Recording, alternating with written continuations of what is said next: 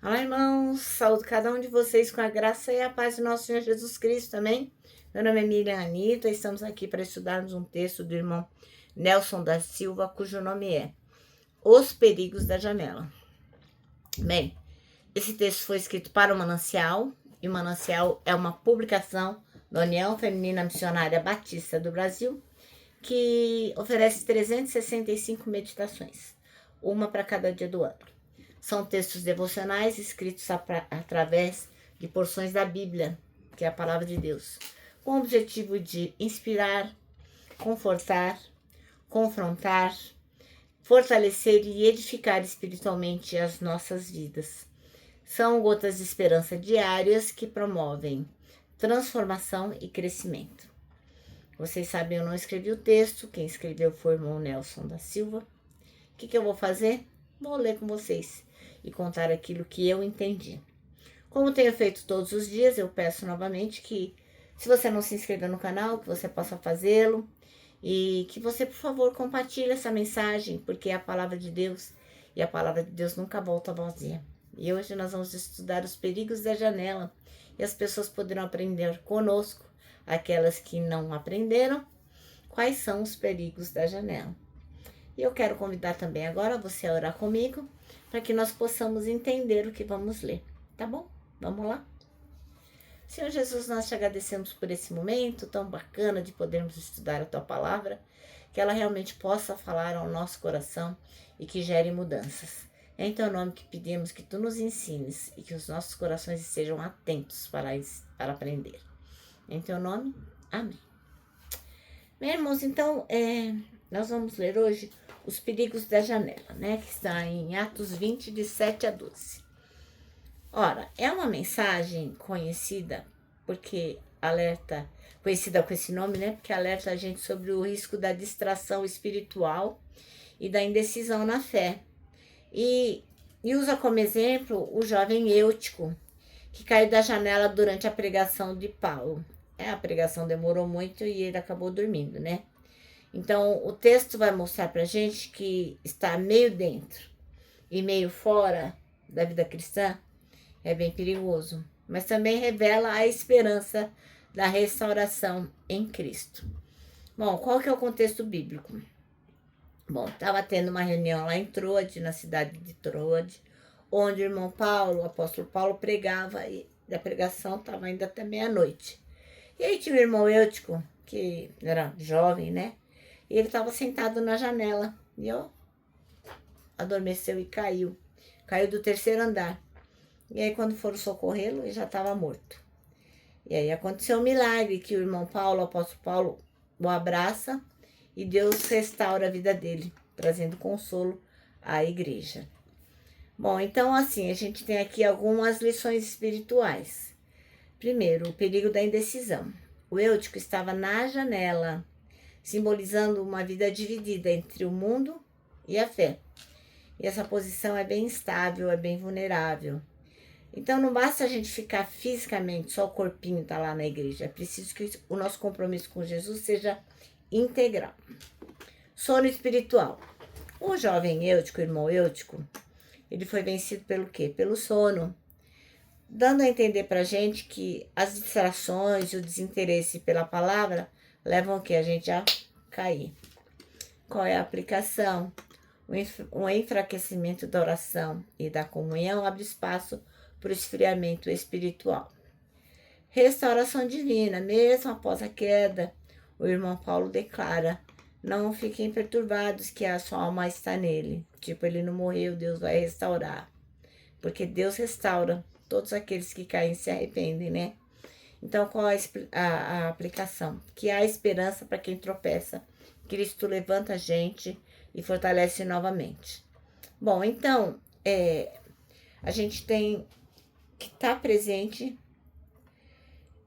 mas não podemos deixar de participar, né? Porque se a gente não se envolve, não tem envolvimento de verdade, isso é perigoso. Lembrando que o sono espiritual ele traz queda, que pequenas distrações vão levar a gente a esfriar e a cair. E lembrar que, apesar de tudo, quando nós caímos, Deus nos levanta. Mesmo após a queda, há restauração e a consolo. Bom, moral da história, qual que é a aplicação para os dias de hoje? Assim como o irmão Eutico se distraiu, hoje as redes sociais e pressões do mundo podem nos adormecer espiritualmente. A gente sabe, e não é comum, não é incomum, né? Quando você vê algum irmão distraído no culto com o celular. O celular é uma tentação, né? Se você deixa ele ligado, aí toca lá um sinal, uma mensagem, você fala, será que é importante, se não é?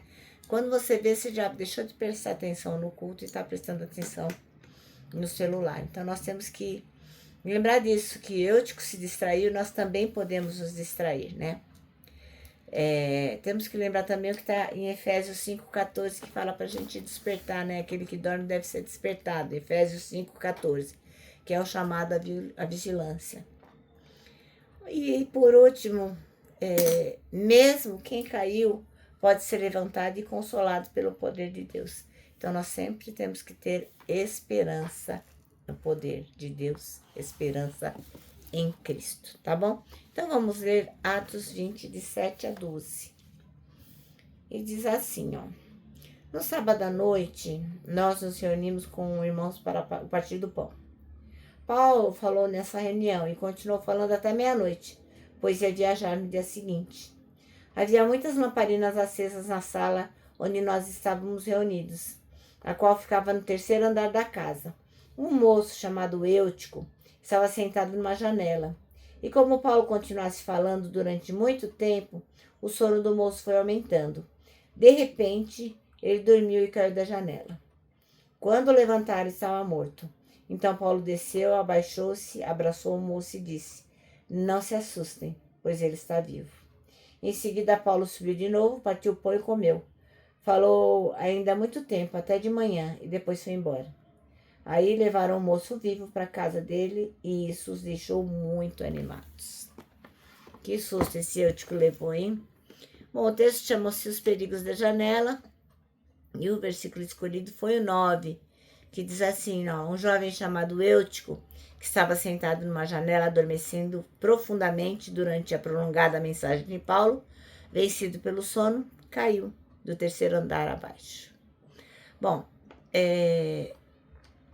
o irmão Nelson Silva fala que certa vez um colega do trabalho chegou correndo, que naquele dia, ao se sentar à janela do ônibus, ele contou, né, que ele olhou pro relógio de pulso que ele estava usando e ok. Mas aí depois a pessoa começou a olhar toda a viagem, ficou olhando para a janela, olhando, contemplando a paisagem, vendo as coisas passar.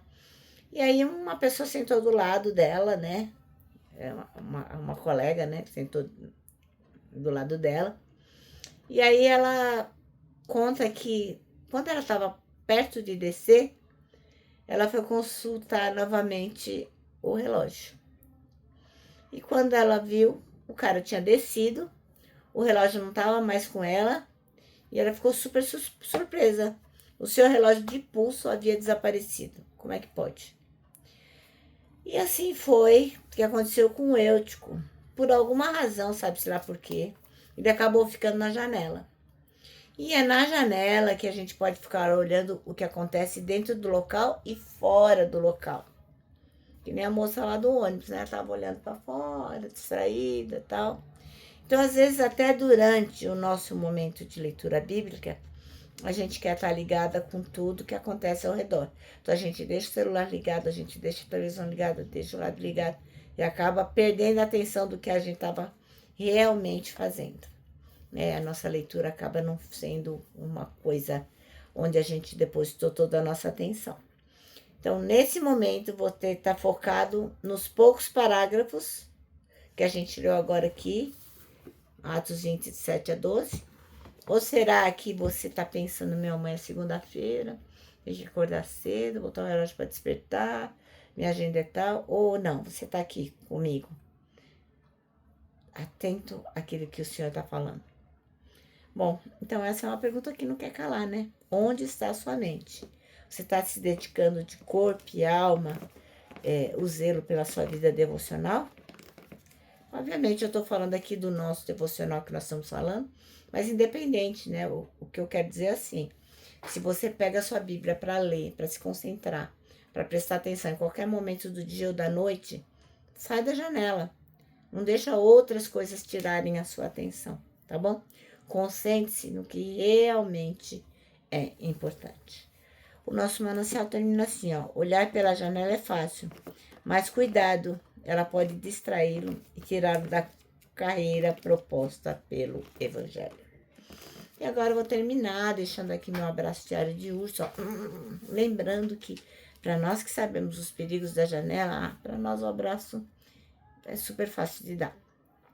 Lembra também que nós temos um versículo para decorar, que é 1 Coríntios 3,16, que diz o seguinte: somos o templo onde o Espírito Santo habita, se move e manifesta a glória de Deus.